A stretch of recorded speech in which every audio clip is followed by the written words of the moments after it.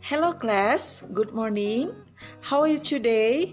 I hope all of you in a good condition today. Okay class, today we have a new topic and we still in chapter 4. Kita masih tetap di bab 4 ya nak. The last topic in chapter 4. It is talking about asking and giving permissions. Asking and giving permissions. So I hope all of you will pay attention for these explanations. Jadi saya berharap anak-anak semuanya bisa memperhatikan materi ini dengan baik ya. Okay, I will explain it to you. Asking and giving permissions. Artinya adalah ungkapan yang digunakan untuk menanyakan dan memberikan izin. Jadi cara meminta izin dan memberi izin kepada seseorang. Okay, the first one that we have to study is about asking for permissions. Hal pertama yang mau kita pelajari adalah mengenai cara untuk meminta izin kepada seseorang. We can use some expressions. Bisa kita gunakan beberapa ungkapan. Yang pertama dengan kata can I. Yang kedua, is it okay if? Yang ketiga, may I? Yang keempat, do you mind if? Yang kelima, would you mind if I? Yang keenam, if you don't mind, I would like to. Dan bagian yang titik-titik semuanya, yang bagian yang saya kosongkan, bisa kamu isi dengan kalimat yang mau kamu isi.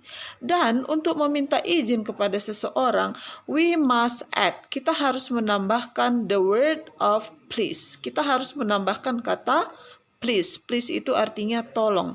Why we must use please? Kenapa kita harus menggunakan please? Karena kita menggunakan please di sana untuk membuat kalimat minta izin kita tersebut menjadi lebih sopan. Oke, nak. Jadi there are 6 expressions. Ada 6 ungkapan that you can choose one of them. Yang bisa kamu pilih salah satunya untuk asking for permissions, meminta izin kepada seseorang. Boleh pilih salah satunya. Dan bagian yang kosong boleh diisi dengan kalimat yang kamu mau minta izin gitu. Okay? The second things, hal kedua yang mau kita bahas adalah mengenai giving permissions. Giving permissions, memberi izin kepada seseorang. Boleh diawali dengan kata sure. Lanjutkan kalimat yang kamu boleh. For example, sure you can go to school. Sure you can go to the swimming pool. Seperti itu. Okay? Boleh juga dengan ungkapan yes you can. Boleh juga dengan ungkapan please feel free. Boleh juga dengan ungkapan please. Begitu. Diisi dengan bagian titik-titiknya. Boleh juga dengan kata sure atau okay atau it's alright. Boleh pilih salah satu dari ungkapan ini untuk giving permissions, memberikan izin kepada seseorang. Okay? The third point is about refusing permissions.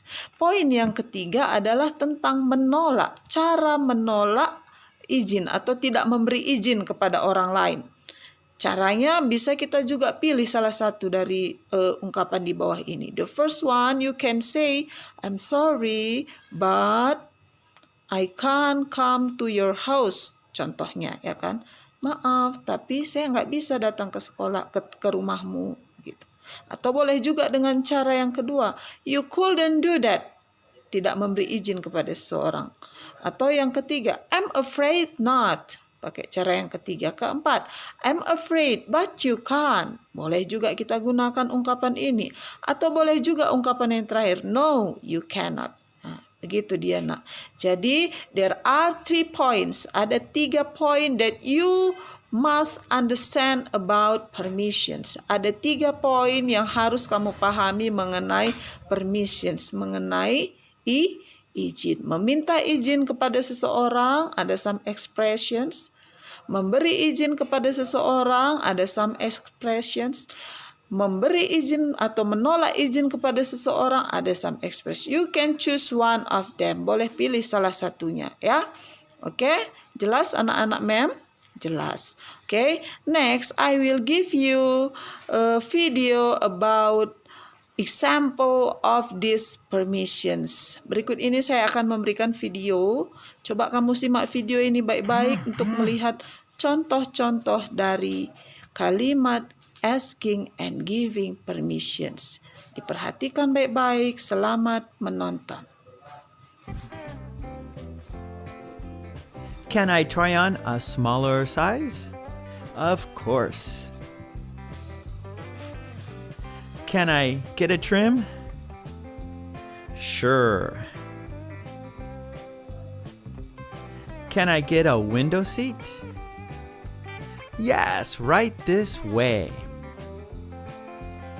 Can I exchange these? Yes, follow me.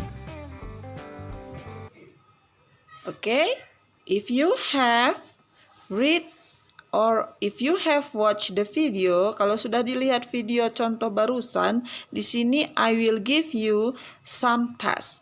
Tugasnya ini simple, jelas, dan padat. Jadi saya harap anak-anak bisa menyimaknya dengan baik. Langkah pertama that you have to do is, langkah pertama yang harus kamu lakukan adalah please make a conversation about asking and giving permissions. Jadi, buka buku latihanmu, itu tugasnya yang pertama ya.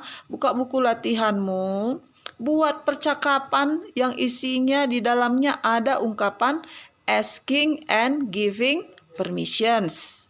Tadi sudah ada ungkapannya di atas, sudah saya jelaskan. Itu yang pertama. Kemudian langkah kedua, setelah kamu buat percakapannya, langkah kedua, underline the expressions that you make. Garis bawahilah ungkapan asking and giving permissions yang kamu gunakan. Oke, langkah yang ketiga adalah setelah kamu garis bawahi adalah read the conversation and record it. Apa artinya? Artinya kamu baca percakapan yang kamu buat tersebut dengan kalimat yang jelas dan pas. Kamu baca baik-baik dan setelah itu recorded. Apa itu recorded? Direkam. Jadi suaranya aja direkam ya nak, nggak ikut sama orangnya. Suaranya aja direkam. Kan ada di handphonemu aplikasi perekam suara, ya kan? Gunakan rekam suaramu sambil membaca percakapan tersebut.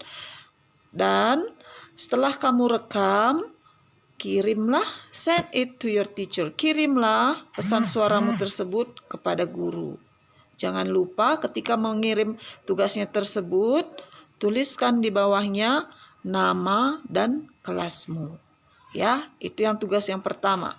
Membuat percakapan, kemudian garis bawahi ungkapannya. Setelah itu kamu baca dan kamu rekam dan kirim kepada gurunya.